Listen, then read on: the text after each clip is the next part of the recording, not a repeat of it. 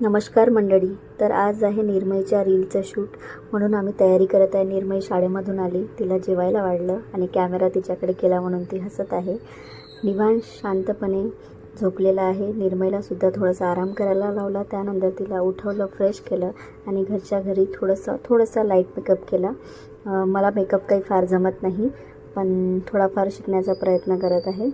आणि हा ड्रेस आम्ही मेशोवरून बोलवला, खूप चांगला आहे. जर तुम्हाला पाहिजे असेल तर कमेंटमध्ये सांगा, मी लिंक डिस्क्रिप्शन बॉक्समध्ये देईल. त्यानंतर मी फटाफट तयारी केली, कारण उशीर होत होता. आणि निर्मय आणि मी निघालो. तिचे पप्पा समोर गेले आहे.